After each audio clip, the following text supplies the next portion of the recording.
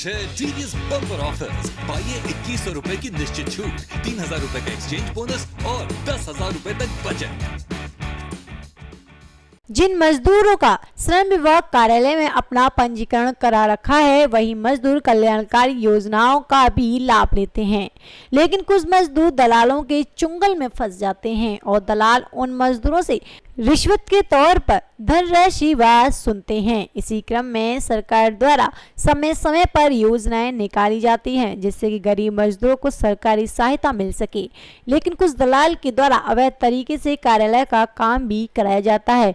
इसके एवज में मोटी धनराशि भी वसूलते हैं। जब इसकी शिकायत मुख्यमंत्री पोर्टल पर की गई तो इसकी जांच के लिए सोमवार को श्रम विभाग कार्यालय मथुरा टीम पहुंची और श्रम विभाग कार्यालय के अधिकारी कर्मचारियों के बयान दर्ज किए गए। तो वहीं श्रम विभाग कार्यालय के अधिकारियों के साथ साथ शिकायतकर्ता के बयान दर्ज कराई गई। वहीं जांच अधिकारी विपिन कुमार जैन ने बताया कि एक दर्जन से करीब शिकायतें दर्ज कराई गई थी, जिनकी जांच कराई जा रही है और अधिकारी और शिकायतकर्ताओं के लिए बयान भी दिए जा रहे हैं। मैं विपिन हूं और मैं मुख्य कार्यकारी अधिकारी और सचिव हूं उत्तर प्रदेश के लेबर वेलफेयर बोर्ड का। तो हमारी कई सारी स्कीम्स रहती हैं जिनको हम निर्माण श्रमिकों को उनका हित लाभ देते हैं।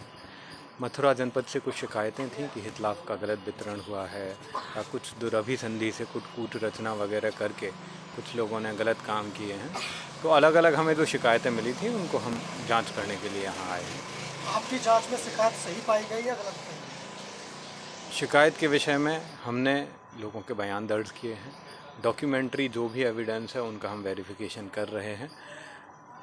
इस स्टेज पे क्योंकि अभी हमें समय लगेगा, मैं पुष्टि नहीं करूंगा, लेकिन शिकायत की जांच पूर्णतया 100% आपकी जांच में इस विभाग में कितने कर्मचारी ऐसे जिनके खिलाफ शिकायत है और आप एक जांच पर कार्रवाई कर रहे हैं या सभी की जांच कर रहे हैं? बहुत सारी शिकायतें थी, करीब 10 शिकायतों के आसपास लेकर के हम आए थे और जहां तक कर्मचारियों के आच्छादित होने की बात है तो करीब 3-4 कर्मचारी थे जिनके विषय में अलग अलग समय पे ये जांचें हैं।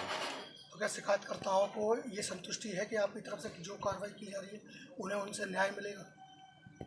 मुख्य विषय ये होता है किसी भी शिकायत के पश्चात शासकीय या सरकारी जो मशीनरी होती है, अगर वो शिकायत पर कार्रवाई करती है तो न्याय के अलग अलग डेफिनेशंस हो सकते हैं, बट मैं ये ज़रूर कह सकता हूँ कि अगर उनने गलती की है उनको उसकी सज़ा ज़रूर मिलेगी। और दोषी पाए गए तो अब, लेकिन अगर की है साधना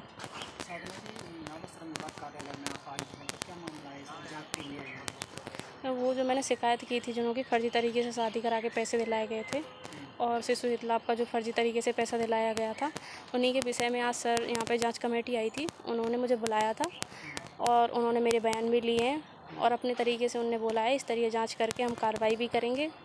और जो यहाँ पे मुझसे बदतमीजी की थी, दीक्षित है यहाँ पे, उसके खिलाफ़ भी मैंने सर को सारी बात बता दी है।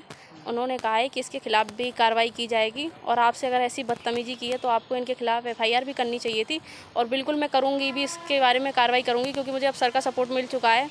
उन्होंने कहा था आपको घबराने की कोई बात नहीं है, मैं आपके साथ खड़ा हूँ, आप ऐसे ही लगे रहिए, गलत के खिलाफ़ हम आपका साथ देंगे। तो मैं अब नहीं छोड़ूंगी इन लोगों को, जो ये मुझे धमकी देता है, रोज़ रोज़ परेशान करता है, मेरे साथ बदतमीजी करता है दीक्षित, तो अब मैं इसे नहीं छोड़ूंगी। और सूरज तिवारी के खिलाफ़ तो सर ने बोल दिया है कि जांच चल रही है और हम कठोर कार्रवाई करेंगे, उनसे ऐसी बात हुई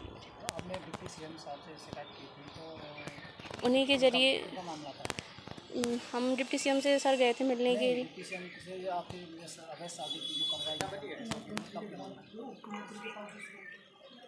उनके पास शिकायत की थी, उन्होंने ये कहा था कि हम ये कार्रवाई करवाएंगे जल्दी से जल्दी और शायद आज ये उन्हीं के जरिए ये जांच बैठी है और उन्हीं के अनुशासन से ये हो रहा है यहाँ पे।